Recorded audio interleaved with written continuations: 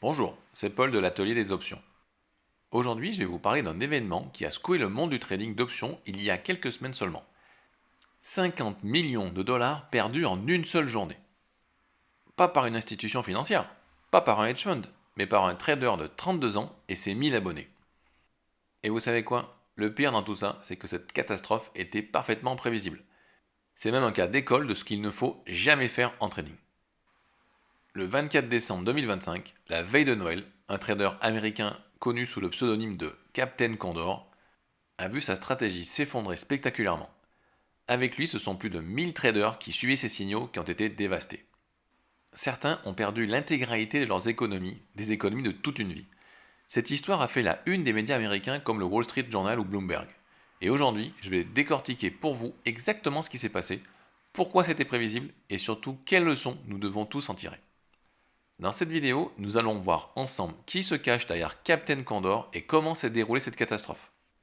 Je vous expliquerai précisément ce qu'est un Iron Condor, parce que c'est important de comprendre la stratégie pour saisir l'ampleur de l'erreur commise. Nous analyserons l'erreur fatale qu'il a commise, je vous montrerai mathématiquement pourquoi c'était du suicide, et enfin je vous donnerai des conseils pour éviter de faire la même erreur, et je vous expliquerai comment utiliser intelligemment les Iron Condor, parce que ce n'est pas la stratégie en elle-même qui est mauvaise, c'est la façon dont elle a été utilisée. Cette vidéo va être dense, mais j'espère que vous la trouverez instructive. Si celle-ci vous a apporté de la valeur, merci de la liker et de la partager autour de vous. Si elle peut éviter à une personne de tomber dans les mêmes pièges et de perdre ses économies, cette vidéo aura atteint son objectif. Merci de m'aider à la faire circuler.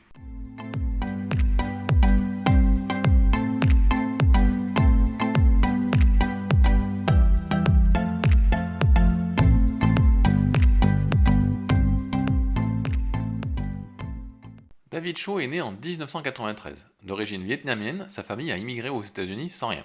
Il a grandi dans un petit appartement et a toujours rêvé de réussir, de devenir quelqu'un à partir de rien, comme il le dit lui-même. Il a abandonné ses études universitaires pour se consacrer au trading. Il a commencé comme trader particulier, comme vous et moi, avant de se former, de se spécialiser dans les stratégies non directionnelles sur options, en particulier l'Iron Condor. En 2020, il lance Inside Options, une plateforme d'éducation au trading d'options. Inside Options, c'est une communauté de plus de 1000 traders abonnés. Le prix d'entrée est de 5500 $ par an. Faites le calcul, avec 1000 abonnés, ça fait 5,5 millions de dollars par an de revenus, soit presque 460 000 $ par mois de chiffre d'affaires, grâce aux abonnements. Faut dire que la promesse marketing était séduisante. 5 minutes de trading par jour pour un revenu régulier. David Cho employait plusieurs personnes pour gérer cette communauté. En mai 2022, il lance son SPX programme, sa stratégie phare sur les options SPX 1DTE, c'est-à-dire les options qui expirent le lendemain. Cette stratégie aurait bien fonctionné pendant 3 ans et demi, aucun échec jusqu'en décembre 2025. En avril 2025, le Wall Street Journal publie un article sur lui. C'est à ce moment-là qu'il révèle publiquement qui est le trader derrière ces positions massives d'Iron Condor qui a impressionné parfois le marché. Le journal lui donne ce surnom Captain Condor, en référence à sa stratégie signature, l'Iron Condor. Je vous présenterai cette stratégie d'Iron Condor durant cette vidéo. C'est après cet article qu'il devient presque une célébrité dans le monde du trading des particuliers. Des interviews, des podcasts, des passages dans les médias financiers. Il représente ce rêve américain du self-made trader qui a réussi. Alors voilà comment les choses se sont déroulées. De mai 2022 à décembre 2025, le succès. Pendant plus de 3 ans, la stratégie de David Cho fonctionne. Quelques sueurs froides, mais pas d'échec majeur. Les membres de sa communauté sont ravis. Les témoignages positifs affluent. Certains affichent même des rendements à 3 chiffres certaines années. C'est le bonheur. Mais la semaine du 16 au 20 décembre 2025, les ennuis commencent. Le marché ne se comporte plus comme le modèle de Cho le prévoit. Ces Iron Condor sont dépassés, c'est-à-dire que le prix sort de la zone de profit. Et là, au lieu de faire une pause et de réévaluer la situation, qu'est-ce qu'il fait? Il applique sa martingale. Il multiplie la taille de ses positions. Et voici la séquence exacte dans le tableau que vous avez à l'écran. Vous voyez, à chaque fois qu'il a fait une perte, le lendemain, il a augmenté considérablement ses positions. x4 par rapport à la veille, x3 par rapport à la veille, x2 par rapport à la veille. Et là, le 23 décembre, la position totale atteint la taille démentielle de 90 000 Iron Condor expirant le lendemain. Et le lendemain, à la clôture du 24 décembre 2025, la catastrophe. Le SP500 atteint un nouveau record de clôture ce jour-là. Le marché ne bouge que de 0,3%, seulement 3 dixièmes de pourcent. Mais c'est suffisant pour sortir de la zone de profit de ces Iron Condor ultra serrés. Résultat, 30 millions de dollars de pertes en une seule journée. Laissez-moi vous donner les détails précis de cette position du 24 décembre, parce que c'est important pour comprendre l'ampleur du risque pris. Je vous expliquerai dans un moment la stratégie de l'Iron Condor, mais voici sur un graphique ce que donnait son trade. Pour que son trade soit profitable, il fallait qu'au 24 décembre, au soir, le SP500 clôture entre mes deux bornes vertes ici présentes. Donc à savoir la borne basse 6890 et la borne haute 6920. Seulement 30 points de range pour le SP500. C'est ridiculement étroit. Prime collectée environ 19 millions de dollars, perte potentielle environ 30 millions de dollars. Il risquait donc 30 millions pour gagner seulement 19 millions de dollars. Un risk-reward ratio qui est défavorable. Maintenant, parlons de l'impact réel de cette catastrophe. Parce que derrière ces chiffres, il y a des vies brisées. Les estimations totales varient selon les sources, mais on parle de plusieurs dizaines de millions de dollars de pertes agrégées. Le chiffre le plus probable se situe autour de 50 millions pour l'ensemble de la semaine de Noël, car plus de 1000 traders ont suivi ces signaux. Et beaucoup, vraiment beaucoup, ont perdu l'intégralité de leur capital. On parle de gens qui avaient investi leurs économies de toute une vie. Il y a notamment ce témoignage particulièrement bouleversant d'un Texan, Wardell Wright, qui a dû lancer une cagnotte sur GoFundMe pour couvrir ses besoins essentiels. Le site MarketWatch a eu accès à des relevés de compte montrant des pertes de centaines de milliers de dollars pour certains membres. Et la réaction de David Shaw dans tout ça? Le 25 décembre, jour de Noël, il poste sur X: c'est la première fois que notre stratégie échoue depuis que nous l'avons lancée en mai 2022. En résumé, oui, nous sommes blessés, mais je n'abandonne pas. Nous allons nous regrouper et réessayer. Plus tard, il fait une nouvelle déclaration par email cette fois-ci, et il dit: je me sens coupable pour ce qui s'est passé, mais je suis optimiste, car il y a de la place pour s'améliorer. Bien que le modèle n'ait pas anticipé ce résultat, j'ai identifié le problème et je le mets activement à jour. Vous vous rendez bien compte? Si vous lisez bien entre les lignes, il dit ceci: j'ai ruiné 1 millier de personnes avec ma stratégie pourrie, mais je vais en pondre une nouvelle encore plus pourrie et recommencer. Maintenant que vous connaissez les faits, il est temps de comprendre la stratégie au cœur de cette catastrophe. Elle s'appelle l'Iron Condor. Je vais tenter de vous l'expliquer simplement, même si vous n'avez jamais fait d'option de votre vie. Un Iron Condor, c'est une stratégie où vous pariez que le prix d'un actif, dans notre cas le SP500, va rester dans une fourchette bien précise. Vous voyez la zone verte ici, son maximum de gain est à ce niveau-là, c'est ce qu'on appelle donc le strike de 6700, jusqu'à ce niveau-là, le strike de 7000. Donc tant qu'on va rester entre 6700 et 7000, à expiration, notre trade va être gagnant. Donc là, vous voyez, par exemple, la stratégie, elle se compose de 4 options, mais il y a ce qu'on appelle un put credit spread et il y a un call credit spread. L'intérêt de cette stratégie, c'est qu'on connaît notre gain maximal à expiration, mais également notre perte. Vous voyez que notre perte, elle est capée, elle ne pourra pas, quel que soit le niveau de SP500 à expiration, dépasser le montant des 325 $ dans mon exemple. Vous voyez, c'est le prix qui va être affiché ici quand je déplace ma souris. Et donc 325 $, c'est la perte maximale, et 175 $, c'est le gain maximal. Donc là, je vais vous montrer ce que ça donne sur un graphique par rapport à la stratégie de l'Iron Condor telle que je l'ai mise en place. Donc, on voit pas trop les bornes, je vais me rapprocher parce que j'ai pris des bornes très serrées. Donc je vais zoomer. Voilà, donc vous voyez, j'ai zoomé et on voit très nettement la ligne verte horizontale ici, la ligne verte horizontale en bas. Donc pour que mon trade soit gagnant, donc pour empocher les 175 $ que je vous ai montré juste à l'instant, il faut que le SP500 termine entre la bande verte, entre les deux bandes vertes, à expiration. Et donc, vous avez vu, j'ai capé ma perte, et pour caper ma perte, j'ai donc acheté des options. Elles sont représentées par la ligne rouge ici, et donc si jamais, à expiration, le SP500 dépasse à la hausse ou dépasse à la baisse les lignes rouges, mon trade sera totalement perdant, et donc je perdrai 325 $ sur ce trade. Maintenant, parlons de quelque chose de crucial qui est le rapport risque-rendement de l'Iron Condor. C'est ce qui en fait un trade intéressant et également problématique. Reprenons notre exemple. Vous avez vu, comme je vous le disais, le maximum qu'on peut gagner, c'est 175 $ si on attend l'expiration. Par contre, notre perte est de 325 $. Donc là, on voit bien qu'il y a un ratio qui est déséquilibré, c'est-à-dire que je vais gagner 175 pour perdre 325, c'est pratiquement un ratio de 1 pour 2. Il va donc falloir que je gagne 2 fois pour compenser une seule perte éventuelle. Donc l'Iron Condor a un risk-reward ratio qui est défavorable par nature. Vous gagnez moins que ce que vous risquez. Alors c'est l'inverse de ce que vous entendez d'habitude sur des vidéos YouTube ou dans des livres, où on vous rabâche tout le temps que vous devez risquer 1 pour gagner 2, voire 3. Là c'est l'inverse, vous gagnez 1, mais vous risquez 2. Alors là vous allez me dire, mais Paul, je comprends pas, si le risk-reward ratio est si mauvais, pourquoi les gens font des Iron Condor? Alors c'est une très bonne question et je vais essayer de vous expliquer pourquoi. Déjà, premièrement, vous n'avez pas besoin de prédire la direction du marché, contrairement à l'achat d'un put ou d'un call. Vous n'avez donc pas besoin de deviner si le marché va monter ou s'il va descendre. Au moment où je tourne la vidéo, le SP500, il est ici, au milieu de mes deux bornes, et donc il peut très bien monter un petit peu, baisser un petit peu. Tant qu'il reste dans ces bornes-là, je gagne de l'argent. Donc, c'est un confort de ne pas savoir prédire la direction du marché. Vous n'allez perdre que si le marché explose à la hausse ou explose à la baisse. Alors, deuxièmement, c'est les probabilités de succès qui sont très élevées. Statistiquement, quand vous placez un Iron Condor avec suffisamment de marge de sécurité, vous pouvez avoir jusqu'à 70-80% de chances de gagner. Regardez sur celui-ci que j'ai pris ici, on a une probabilité de réussite qui est de 63%. Si j'écarte mes bornes d'un côté ou de l'autre, ou des deux côtés, je vais augmenter cette probabilité de réussite. Et encore une fois, on peut atteindre des probabilités qui sont de 80, voire même 90% de réussite. Alors troisièmement, il faut savoir que c'est une stratégie qu'on appelle θ positive, c'est-à-dire qu'en fait, vous voyez ici, on va gagner tous les jours qui passent ce θ. C'est-à-dire que si le sous-jacent reste stable, reste dans mes bornes ici, je vais gagner tous les jours ce tank-là, je vais le gagner. Donc ma position va s'apprécier tous les jours de la valeur qui est là.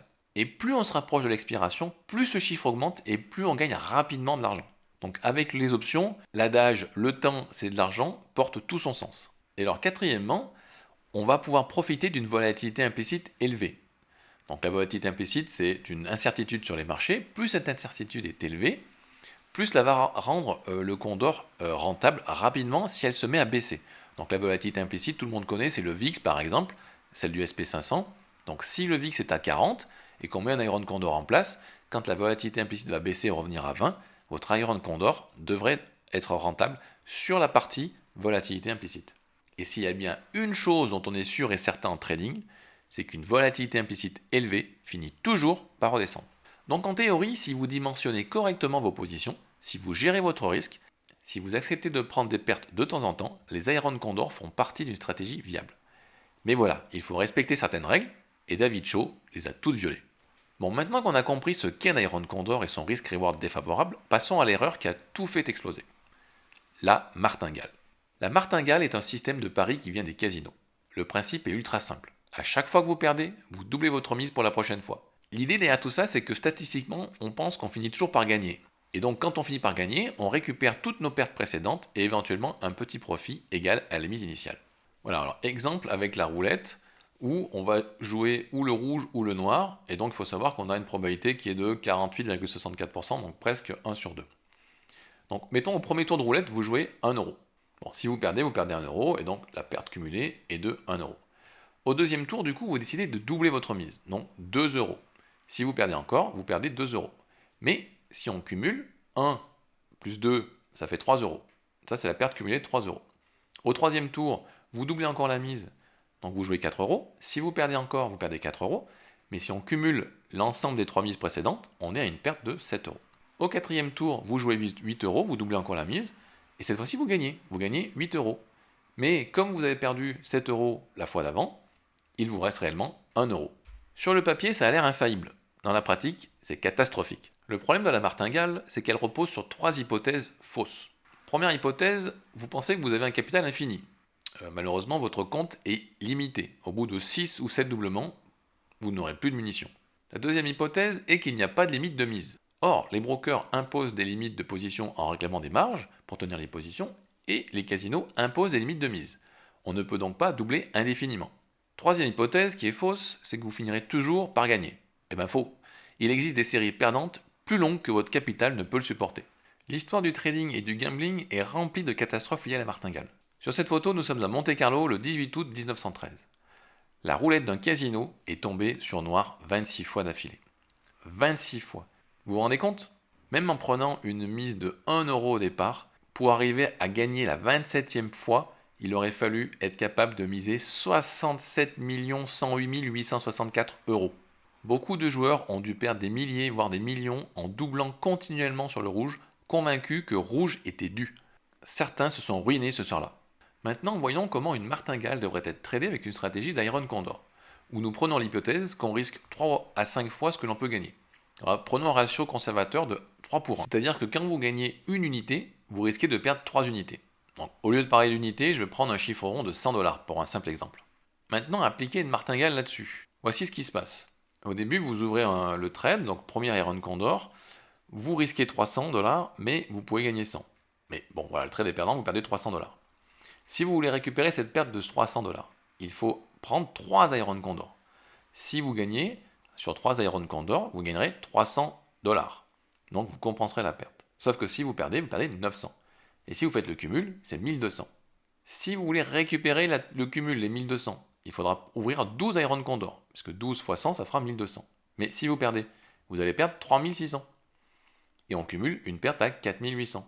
Et enfin, si vous voulez gagner et récupérer les 4800 pour le quatrième trade, il faudra prendre 48 Iron Condor.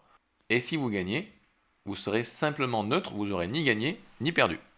Et encore, si on inclut les commissions, sinon ça ne marche pas. Bref, c'est mathématiquement perdant sur le long terme. Et maintenant, regardons ce qui s'est vraiment passé avec David Cho. Sur le trade numéro 1, ils ont pris 4400 contrats, qui ont perdu, et donc la perte estimée était grosso modo de 1,3 million de dollars. Ils ont essayé de se refaire en multipliant par presque 4, en ouvrant 17 000 contrats. Sauf qu'ils ont perdu encore. La perte est montée à 5,1 millions. Ils ont voulu se refaire, ils ont augmenté la taille de contrat en presque x3, 48 000 contrats. Sauf qu'ils ont encore perdu. Une perte cette fois-ci de 14,4 millions. Et enfin, dernier trade ultime, 99 000 contrats, encore une perte, et donc 29,7 millions de perdus sur ce trade-là. Si on fait le cumul des 4 trades perdants, en seulement 4 trades, ils ont perdu 50,5 millions de dollars. Alors je vais maintenant vous donner des règles de base de trading qui vont vous permettre d'éviter ce genre de pertes catastrophiques. Alors règle numéro 1, déjà, c'est ne jamais faire de martingale avec une stratégie qui ne donne pas un risk-reward ratio favorable, car il suffit de 3 ou 4 trades perdants de suite pour être ruiné. La deuxième grande leçon, c'est la taille de position. Il existe une règle en trading qui n'est pas négociable. La règle est des 2%. Sur chaque trade, vous ne devriez jamais risquer plus de 2% de votre capital total.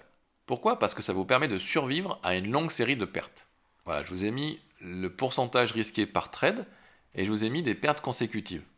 Donc on voit très nettement que si on risque 1% par trade, si on fait 5 pertes d'affilée, 10 pertes, 15 pertes, on arrive à une perte de 15%. Et donc pour se refaire, pour remonter à zéro, il faudra gagner cette fois-ci 17,6% de son portefeuille. Si on prend 2% par trade, avec 15 pertes d'affilée, on va perdre 30% de son portefeuille. Donc pour se refaire, il faudra cette fois-ci gagner 43%. Alors c'est pas facile, mais c'est encore jouable. Par contre, dès qu'on passe à 5%, au bout de 15 pertes, on va perdre 75% de son portefeuille, et là pour se refaire, il faut faire 300%. Voilà, c'est impossible, et à 10%, c'est encore pire, on n'arrive même pas à faire 15 pertes, au bout de 10 pertes, on a liquidé le portefeuille. Et David Cho, dans tout ça, il était bien au-delà des 10%, il risquait 100% de son capital sur le dernier trade. C'est totalement démentiel. La troisième leçon fondamentale, c'est la diversification. David Cho a mis tous ses œufs dans le même panier. Une seule stratégie. Un Iron Condor sur l'indice SPX sur une expiration de un seul jour. C'est tout. Pas de plan B, pas de couverture, rien. Quand vous tradez, vous devez diversifier sur plusieurs niveaux. Vous devez diversifier les stratégies sur options. Ne faites pas que des Iron Condor. Mixez-les avec des vertical spread, des calendar spread, des diagonal spread, des debit spread, des credit spread. Vous devez aussi avoir une diversification temporelle. Ne mettez pas toutes vos positions avec la même expiration. Mixez avec des expirations court terme, comme des 0 DTE ou hebdomadaires, des expirations mensuelles et même des expirations trimestrielles.